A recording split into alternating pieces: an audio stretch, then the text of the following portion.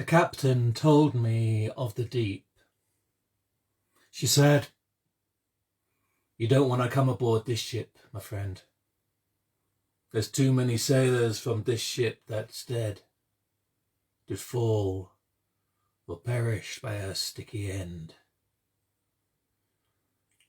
I examined the vessel, looked it up and down, a sturdy liner, light and buoyant.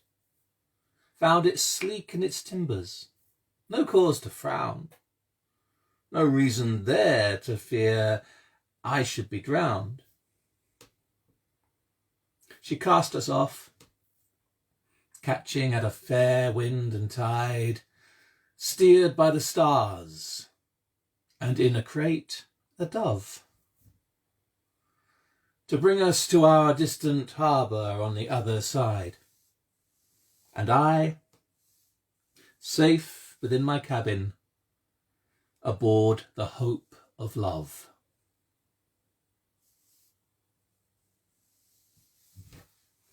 Hello. 4 o'clock on Thursday, poetry show number 16. And I'm reading poems for a while for you. If you want to listen, you're welcome to. I won't actually know if you're there unless you send me a message. So please feel free to if you want to. It's always lovely to hear from you. That was a poem called Sail. It's a sonnet in itself, but it's in my mind at some point to continue it. I have sort of continued it. There's a second poem which kind of continues that story, and there may be others at some point.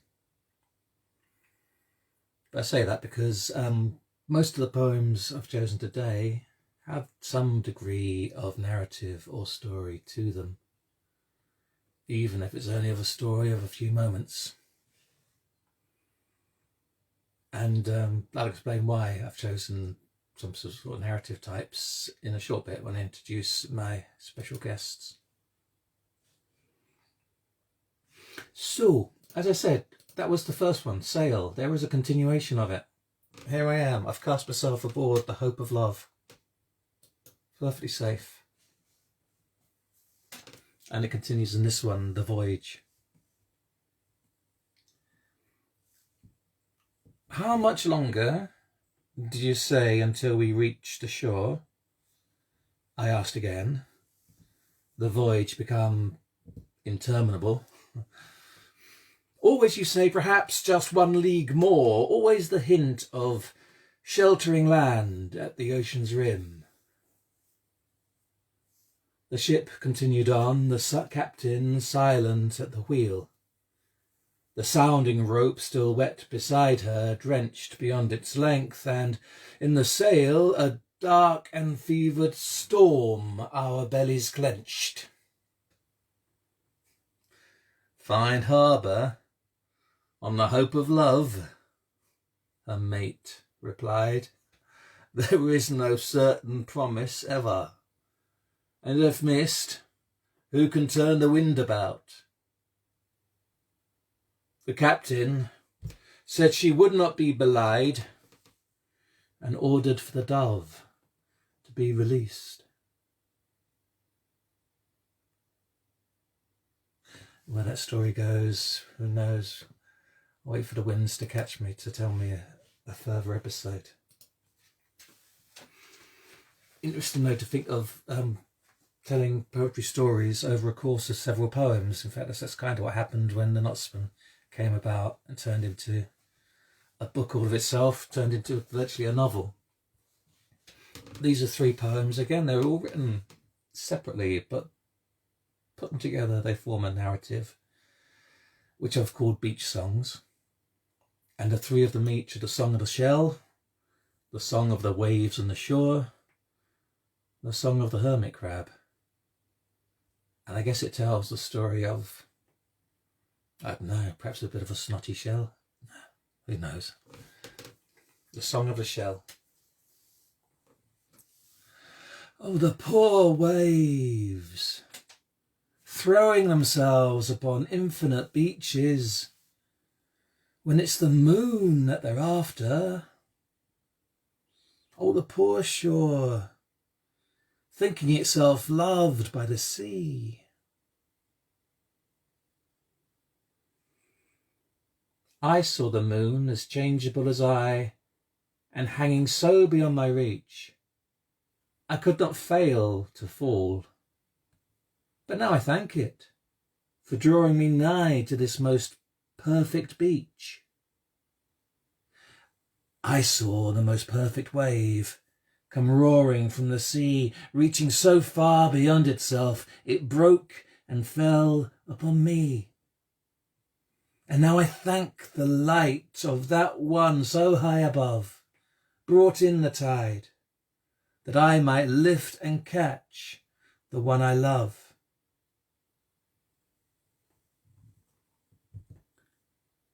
You were not keen when I first moved in, and I'd been alone for so long, not feeling too grand, in the wet, in the sand, when I heard you singing your song. Now we're both feeling snug, and you won't have to pug every time the world seems wrong. The moon I don't follow, and you're no longer holler, and each of us is where we belong. The song of the shell, the song of the waves and the shore, the song of the hermit crab.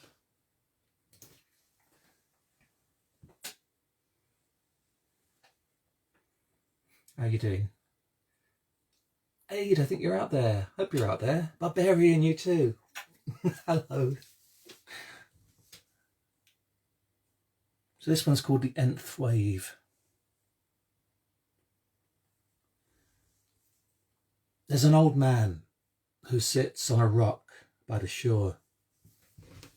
Says he's counting the waves coming in. There's only so many, he says, and no more. One day it will cease from its din. I've counted them all since the day that I might, and I've noted them down in my hand. For every new wave that's rolled in on the bite, I've picked up a new grain of sand. He showed me his fists, all crabby and vexed. He showed me the fists of his son. And as each new wave rolled over the next, his load was enlarged by one. There is only so many, says Dad, and he's right. There's wisdom that none can deny. And every new wave rolls in on the bite.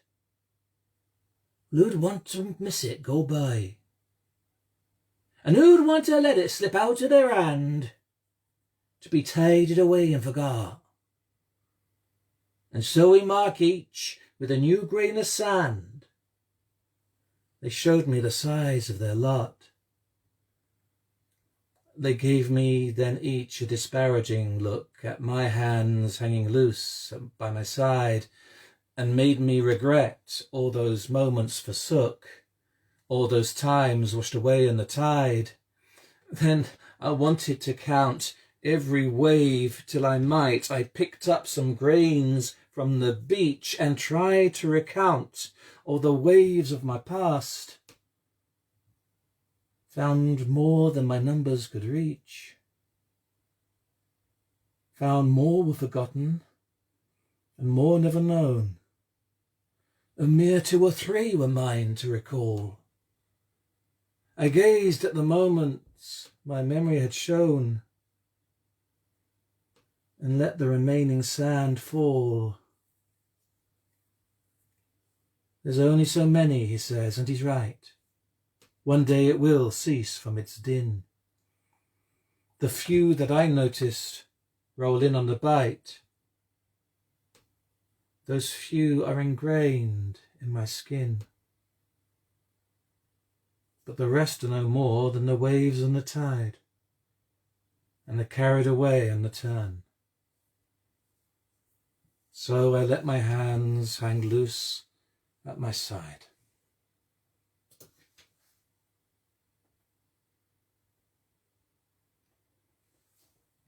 So, if you've seen before, you'll notice that since I can't have a special guest or anything, what I can do is read a poem or two by friends that have been published. And so I've been going through my bookshelf and pulling off the books of my friends and reading a couple from them. Now, not all of my friends have a full collection published yet, and some of them are included in anthologies, so I'm able to read from those. And today I want two different poets who both feature in this book, The Other Side of Sleep, which is a collection of narrative poems published by Arachne. And that's partly why I thought to do some stories, some poems that have a bit of a story about them. In fact, I think I've got a poem in here as well, which I'm going to do later on. And it's the first time I was published by Arachne, which then later on led to me being published as in the Knotsman.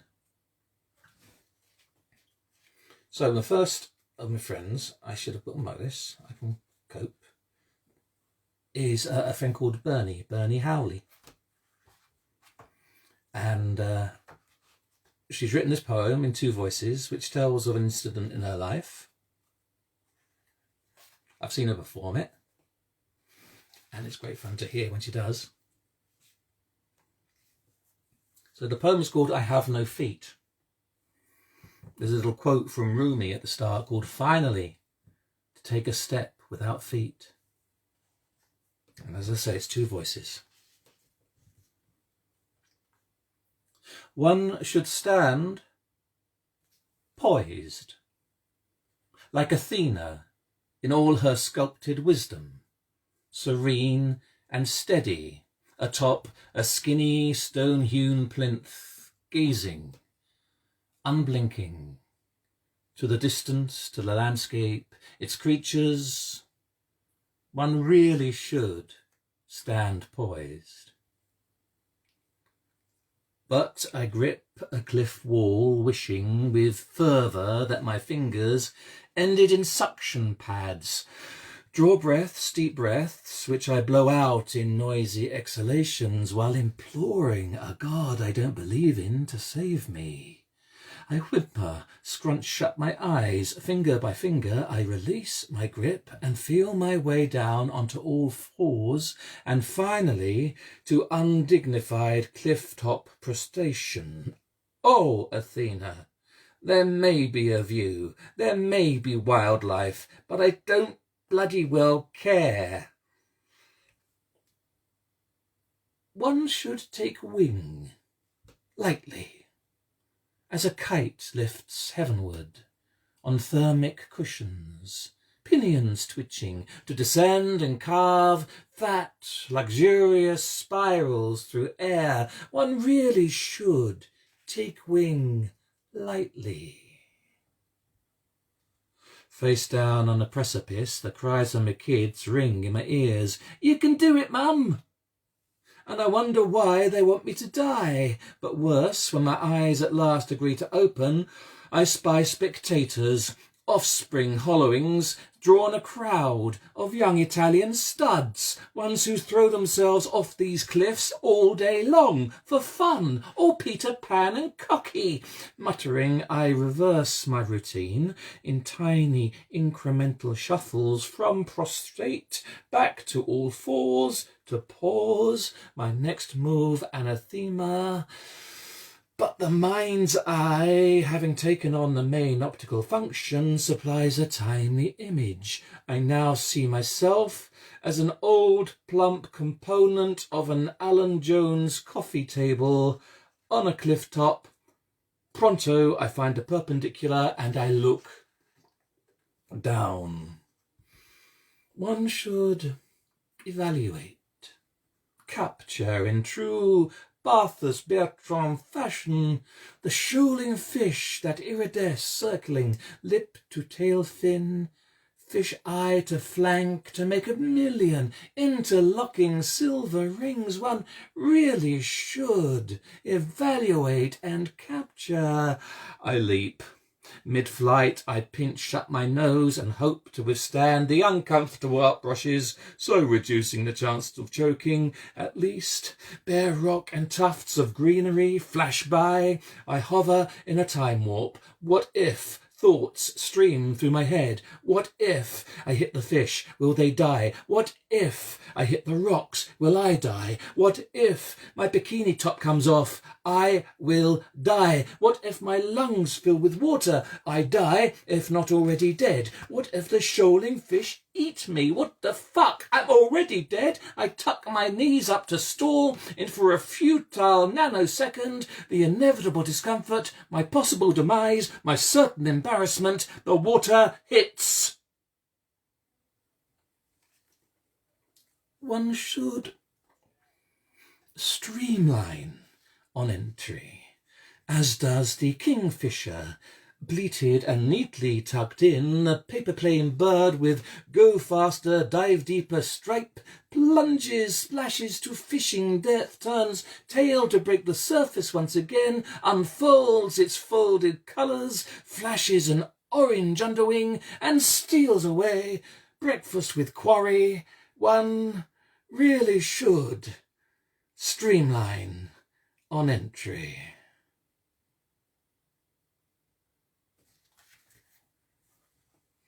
I Have No Feet by Bernie Howley.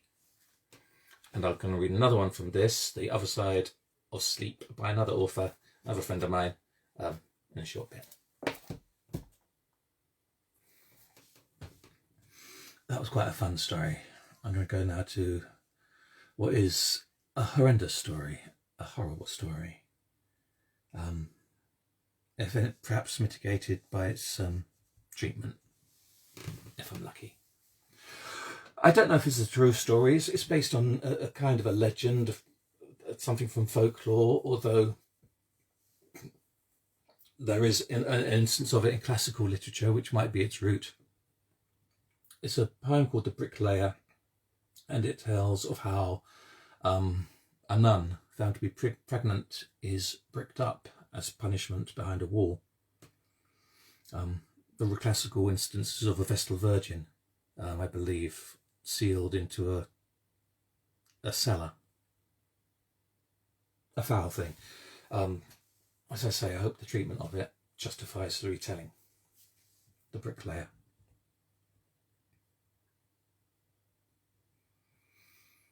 I filled the frog. I cut the bat. The bond was set with stretchers all. I mixed the pug. Each course I sat, and brick by brick I built the wall. They called her witch, though none could prove, so burning would not be her doom. For sure she'd had the friar's love, it was his pup within her womb, it was his seed, and so he hung. And all were pleased to see his fall, but she into a vault was flung, to be bricked up behind a wall. Stripped of wimple she was brung, and never spoke a word at all. 'Twas I was called, with trowel and hod, with lime-cut sand and plaster mix, whilst Abbot sang his curse to God, to seal her fate with red clay bricks. Beaten blue in stained chemise she huddled, wrapped her arms around her belly swelling, bloody knees and shattered ankles on the ground. In hope God's anger to appease, she whispered prayers without a sound. A witch she was, the abbot swore, a demon's lover, loose and wild. But none should stain their soul before their God by slaying of a child, and none with blood should stain their hand, or smirch their name with such a kind. The justice of the Lord's command demanded She must be confined forever from man's consort band, alone and to her fate consigned. I filled the frog, I cut the bat. The bond was set with stretchers all I mixed, the pug each course I sat, and brick by brick I built the wall. 7 years my master served, and 7 years a journeyman.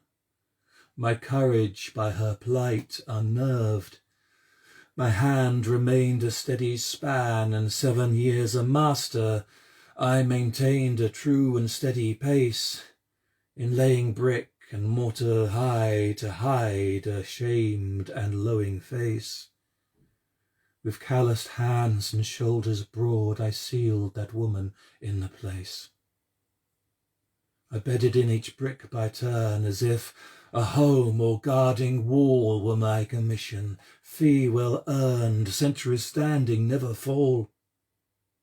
And all the while her silent plea came seeping through the fired clay, reverberated soundlessly with every muting brick I lay, nor ceased until the wall was done, that stole from her the light of day. I filled the frog, I cut the bat, the bond was set with stretchers all, I mixed the pug, each course I sat, and brick by brick I built the wall. The bond complete, I turned away, and only darkness could I see, 1,000 granite shades of grey, a world of stone enclosing me. The wall complete, I turned again, as water into sand immersed, as if with mortar bedded in. The church's blessing in my purse, indulgences to clear my sin far heavier than any curse. In deepest all-encasing night, my wife beside me, soundly fed, as cold as stone, as hard as fright, I lie like brick within my bed, and seek to wall her from my sight, else wish that it were I instead. And over me and all around, in courses fair and smoothly laid, brick on brick my feeling to surround, a vault that I my prison made, a vault where I might lay me down, by my most holy priest betrayed. I filled the frog, I cut the bat, the bond was set with stretchers all, I mixed the pug, each course I sat, and brick by brick I built the wall. They found me at the dawn of day, a 12-month after, by the wall, scratched finger marks dug in the clay, no fingers left, nor life. But all may see me still at night, they say, screaming madly down the hall, and all may see the abbot's skull, found buried 'neath his private cell, with lime-cut sand and plaster full, as if in mortar he had fell, as if his keen and pious soul were here bricked up with me in hell.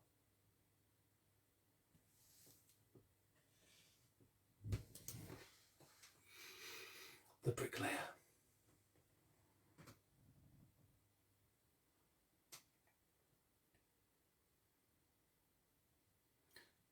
Two found a silent bird upon the path, wings unready. One wept to see such a helplessness. One placed a hand, said words, with fingers tried to raise a smile, pulled away, close eyes, One placed a palm beneath, lifted the silent bird, carried it to earth and let it lie still, still upon the dirt. One opened up their chest, put a hand within, placed a living bird, a scarlet crest and calling song inside the other's breast. One put their hand within, their arm a wing, the other felt them both flying free within. One sat hollow for their friend. Two in the garden under wing, where some birds are silent as others sing.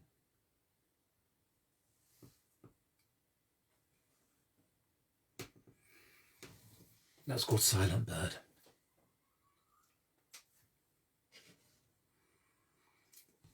There's a tale in Greek mythology, the origins to the Trojan War, I believe, where an apple of discord is thrown in to a wedding, inscribed upon it the words for the fairest. Golden apple, very desirable. Now the stories, they're quite, I don't know, not very flattering towards the three goddesses who felt it should belong to them, citing it as being their vanity, each of them wanting to be thought the most beautiful. I have a slightly different take on it. The three goddesses are Athena, Hera, and Diana, I think. Have I got that name right? But each of them, Aphrodite, get it right.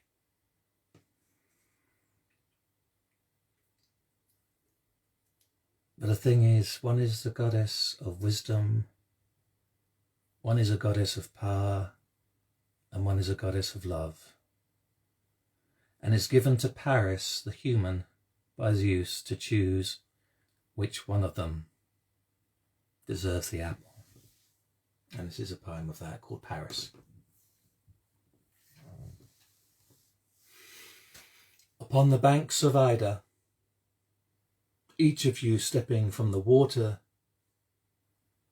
I must choose my death.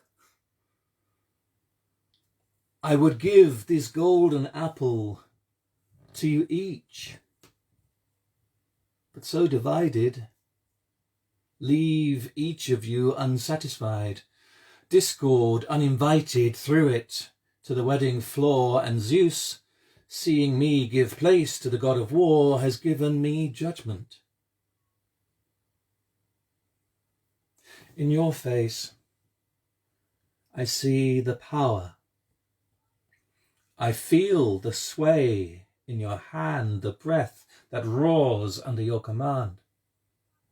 So we may all fare well. Life protected by what you lay down. Goddess, I see the fairness in which you dwell. While in yours, you show what you have seen, the wisdom garnered from life to bring a life serene. So we may all live well, life guided by your crown, Goddess. The fairness is there in all you tell. But you, your own face you will not show me. You show me her, in whom all my love resides. In love is life.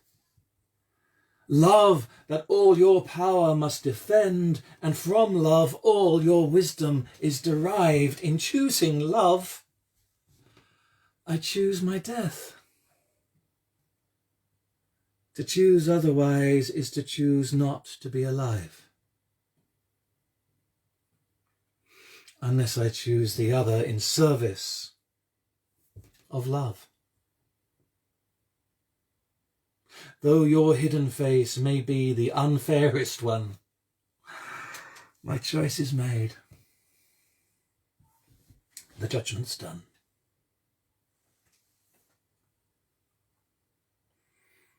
And so he gives the apple to love to Aphrodite, who in return gives him Helen of Troy to love and be loved by. And there you have the start of the Trojan Wars. Okay, my second guest. From this book, The Other Side of Sleep, edited by Cherry Potts, and an anthology of longer narrative type poems. And this fella does have his own book published, and he can reprimand me because I don't have a copy of it. But I do have a copy of this one poem that comes from it. His book is called In Retail, and the poem is called In Retail, number 23.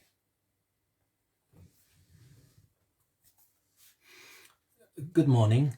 Do you have an advantage card? And would you like a bag? Please enter your PIN.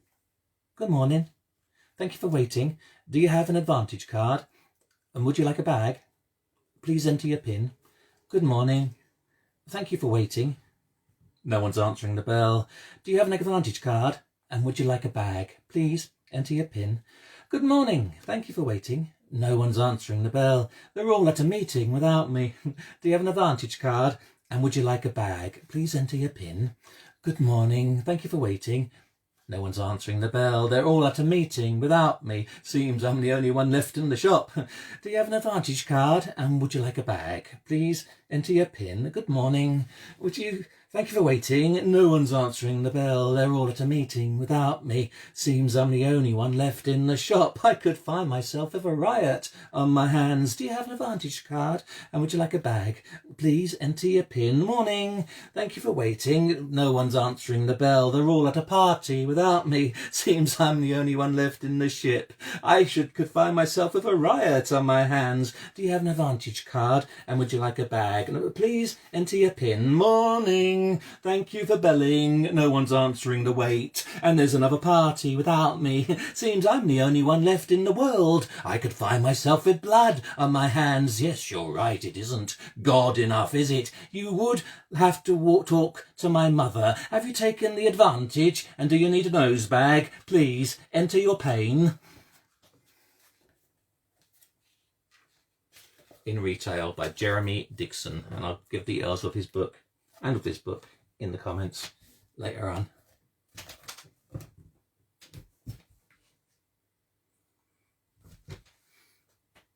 Okay, a few more for you.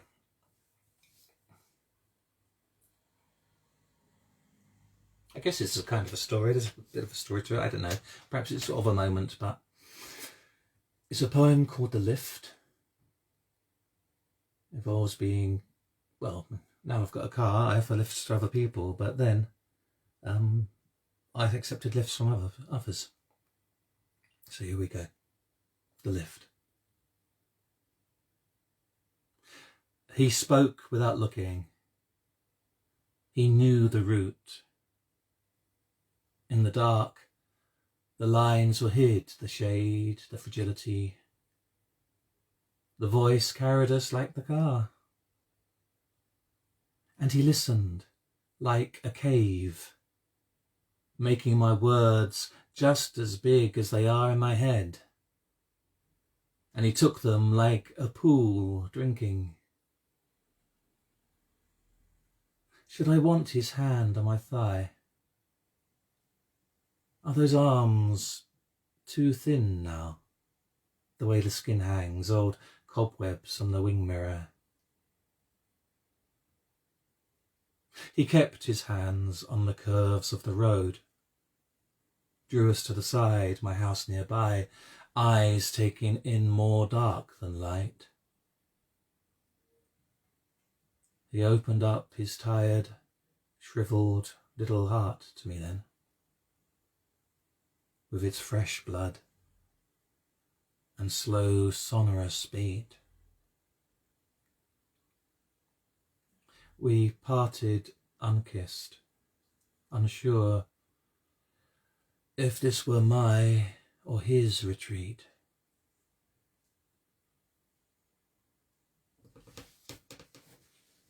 The lift.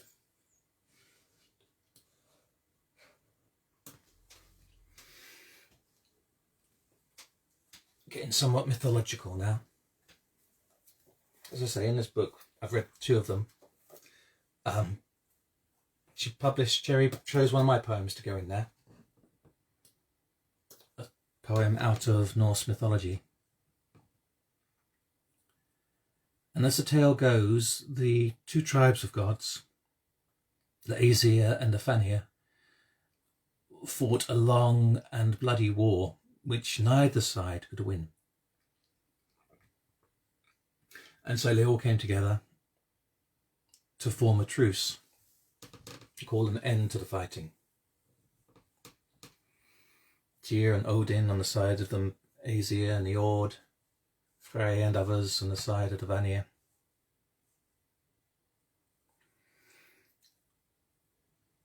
And they found a way of making peace by all spitting into a cauldron and then using the yeast from that to ferment the honey to make the mead. And this is my version of that in a poem called Grithspell.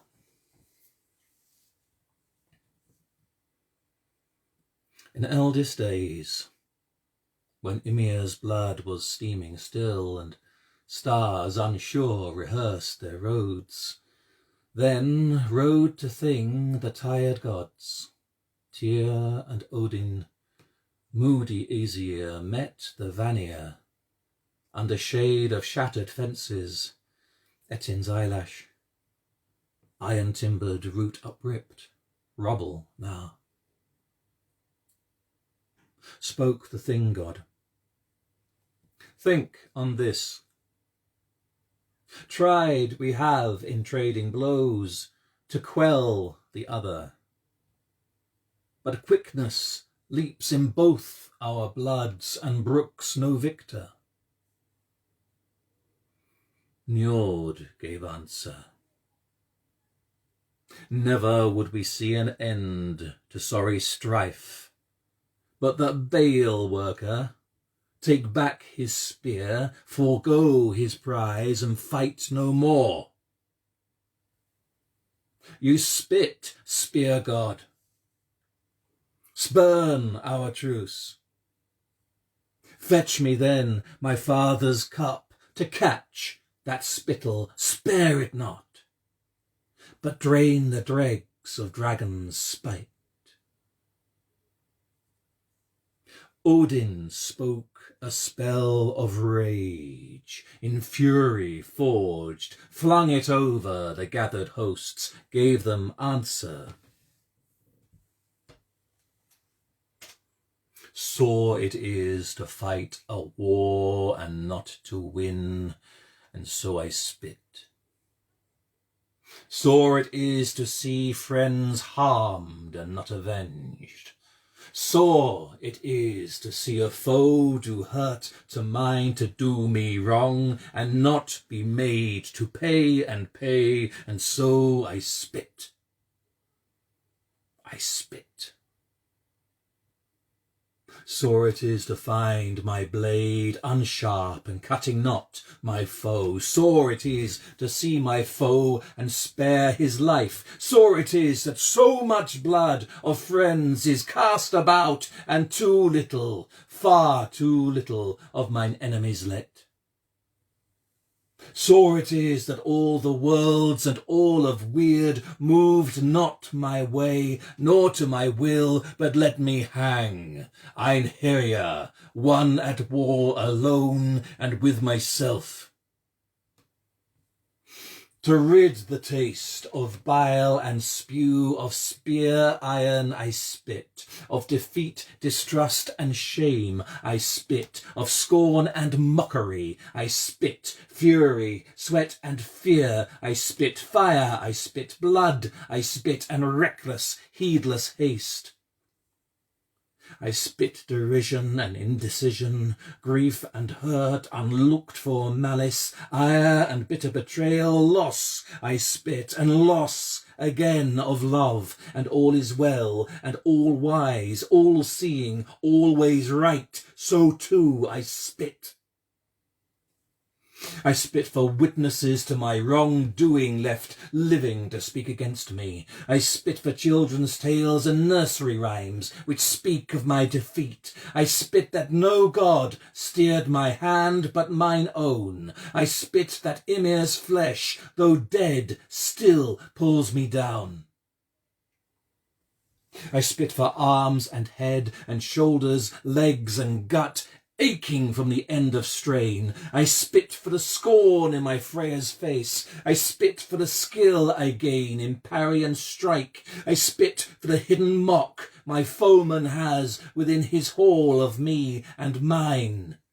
For safe return of my sons I spit, for I see my foeman's worth. I spit, for I could not defeat him, nor he I, that our efforts were matched, blade for blade, blow for blow, blood for blood. And head for head, heart for heart, mood for that I spit, and faith and frith, and for the very weakness of my arm and aching lung, and sorrow to my very soul, my firth.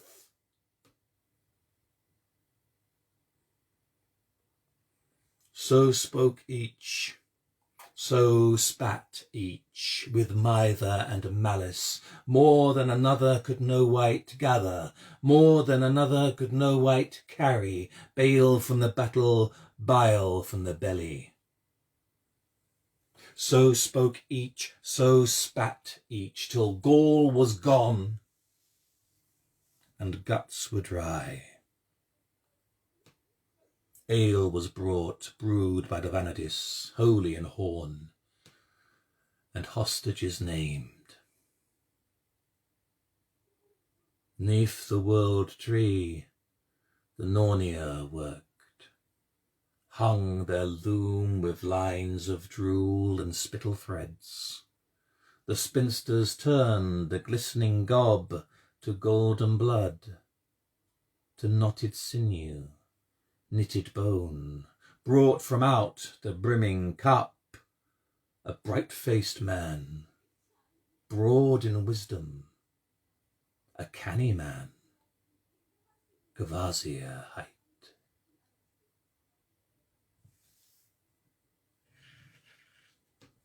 xxiii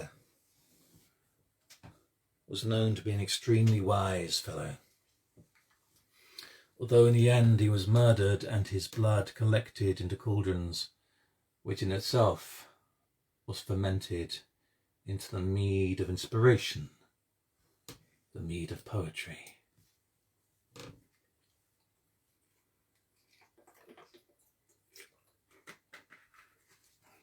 I think two more for you. And this other comes from, also out of Norse mythology. There is a tale that speaks of the goddess Freyja, whose name translates as the Lady, who spent a night with each of 4 dwarfs. Again, the way the story is told is not very complimentary towards her, describing her as lustful and lascivious, and as if it's their business. Whatever the truth of it, I wanted to write something about the deep inspiration such a goddess can ignite. The dwarves being deeply skilled in metalwork and such. So this is Freyja, in fire forged. The lady came into dwarven hall. She slipped the pin from her cloak and let it fall. And I, who from the dirt was born, saw neck as slender as the dipping swan. Then from the fire forged I such a ring to ease her thirst and touch her longing. The lady came into dwarven hall. She slipped the pin from her apron, let it fall. And I, of russet earth and dull, saw shoulders bright as the dripping moon at full. So from the fire forged I such a ring to catch her gleam and show her glistening. The lady came into dwarven hall. She slipped the pin from her dress and let it fall. And I, with skin of broken scree, looked on breasts as smooth as amber tumbled in the Baltic Sea. And from the fire I forged her such a ring to glow within her heart and set it beating. The lady came into dwarven hall. She slipped the pin from her shift and let it fall. And I, a maggot, stiff and cold, looked on thighs as red and wet as river gold, saw heavens parting, flooded fields anew, saw colours deeper than the folded rose tipped with beads of dew. Then from the fire forged I such a ring to hold her in her glory, keep her shining. 4 brothers brought 4 rings, and with them forged the bright Brisingamen. For she, who in their dwarven hall had slipped her pin and shown them all.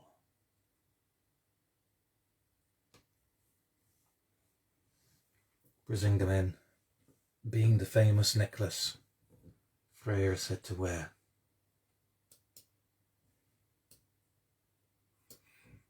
How are you doing out there? Like I say, I can't necessarily tell who's been watching, but many, many thanks for doing so. Just seeing if there's any messages made. I can't see any messages there, but I can check them afterwards, I'm sure. So this is the last one to read. I think it's got elements of story in it, we shall see.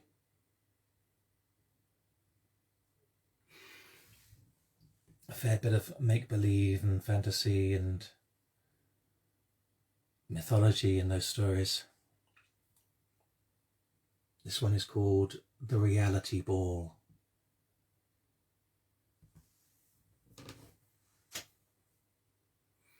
Reality likes to come naked, but romantic just cannot abide, insists she wears velvet and roses, the smears and secretions to hide. Reality prefers in the buff, though cynic would rather she mope in strict laced corset and straight lines to smother the beauty and hope. Reality dresses au naturel, but flattery fashions a weave to soften distinctions and cover the faults that critic and honesty leave. Reality wears her birthday suit. As commercial interest is kicked out of doors, she's proud of her name in the circle of shame, alive and out loud with her flaws. Reality likes it all in the raw. Politeness and fear look askance, and sweet immaturity claps with glee as reality asks you to dance. She has sent a card to your living room door, and she asks you to come as you are. Hush and necessity top of the bill, and is laid on at the bar. Some say she is cool, some say she is harsh, and some will surround her with lies, but all will be silenced when reality comes to the stage and unbuttons her flies, and reality starts her slow striptease, removing the words that others have dressed her in. Some left standing and some on their knees, should they look or not look at her breast. Reality far more fearsome and beautiful than belief or fable or story can tell, teaching us all who are willing to learn. In this dance, we are naked as well.